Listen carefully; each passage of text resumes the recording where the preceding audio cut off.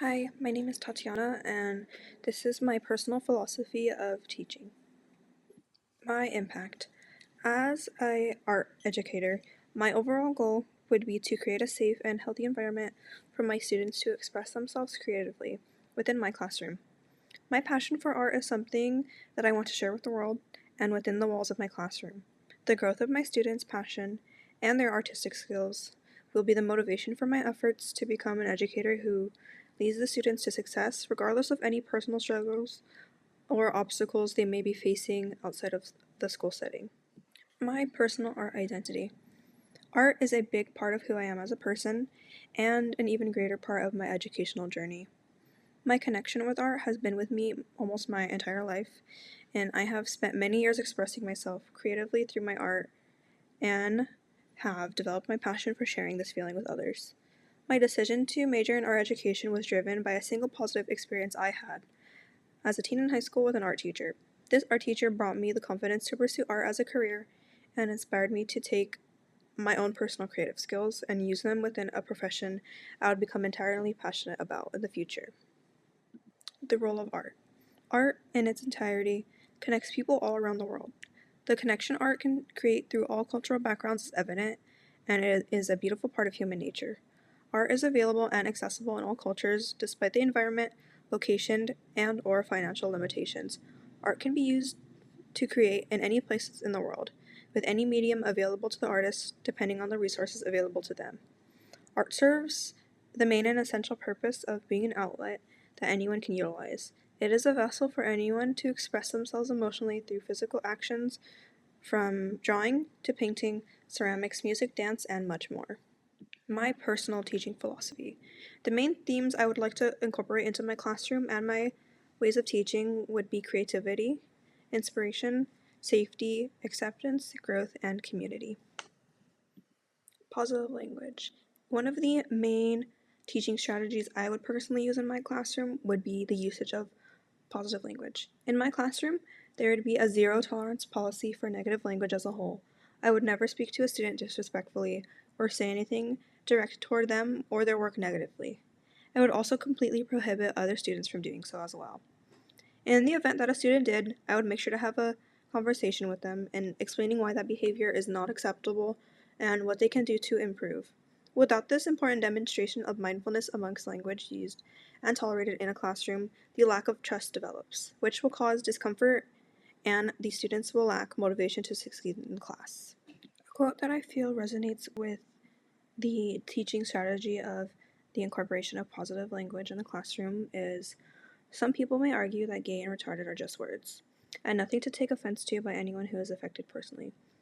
Blow claims that the metaphorical misuse of a word describing a disability is simply how we talk, and verbally attacking the disabled is not intended. However, for someone who is affected by an intellectual disability or viewed as a minority due to their sexual orientation, this perception can be drastically different, especially when those affected are in their most fragile years of development. This quote was important to me because it touches on how some things may not have been said with negative intent, but especially in a classroom with students who are possibly young in age, these words can be taken in a different way and it can impact how the student feels, and overall, it will impact their ability to grow in the classroom and through their work. And without the importance of the educator being mindful, the student may struggle without being able to express that they need the help to overcome these obstacles of negative use of language in the classroom. Another teaching strategy I would use in my classroom would be navigating emotions in a classroom setting. As an educator, it is essential to monitor the class in all ways possible. Keeping the students safe, it is of utmost importance to help navigate them through any difficulties, stress, or danger they may be experiencing. If danger is noticed within the classroom, it is important to help the student in need as soon as possible. Students who express the need for help or showing signs of help require additional care, in which adaptations to classwork or structure should be made in the appropriate context to do so. If students are being put in danger or overall negatively affected by other students within the class, they need to be noticed immediately, to help to accommodate the students and to give support to them in any way possible. A quote that I feel resonates with that teaching strategy is, as artist teachers, we have documented how we have observed and listened to students and their own internalized homophobias and notice numbers of nuances in relation to violence in our classroom. It is important for us to name the complexity of violences, emotional, physical, and intellectual, that students experience. This is important to me because, in general, teachers should be taking note of the kind of behavior that is happening in their own classrooms, especially if it is things such as internalized homophobia or overall violence and danger occurring in the classroom. It is important as educators to pay attention essentially to the behavior happening in the classroom, and if this behavior is noticed and if it is risking the safety of any of the students, it is important to address the behavior appropriately and help the student being affected in this situation in any way possible to make them comfortable and to separate them from the negativity or danger occurring. Lastly, the third teaching strategy I would like to enforce in my classroom would be the overall theme of creativity. Overall, within my classroom, I would like to create a system of lesson planning in which students are encouraged to express their creativity through any means possible, despite the techniques they may lack. My classroom will be a safe haven for an interest in art. Art, in my perspective, is not meant to be good.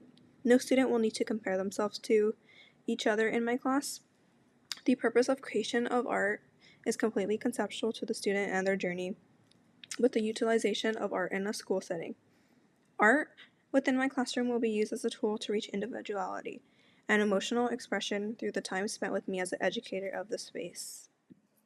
A quote that I feel resonates with that theme of creativity I would like to spread in my classroom would be, just as in progressive education, Lucero strongly embraces the democratic features of conceptual art, including blurring the lines between art and daily life, allowing for art to manifest itself in any form or discipline, even in dematerialized forms.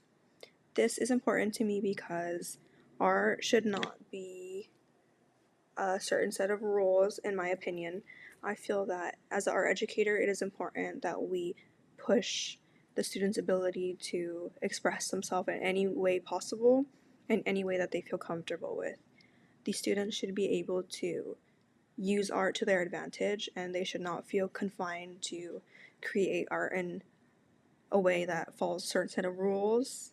Although some techniques may be required to follow some guidelines, I don't believe that art in a classroom should be limiting the way a student expresses themselves. I feel that as an educator, it is important to encourage the student to embrace their individuality and their art techniques that they do have in any way that will benefit them emotionally and in life.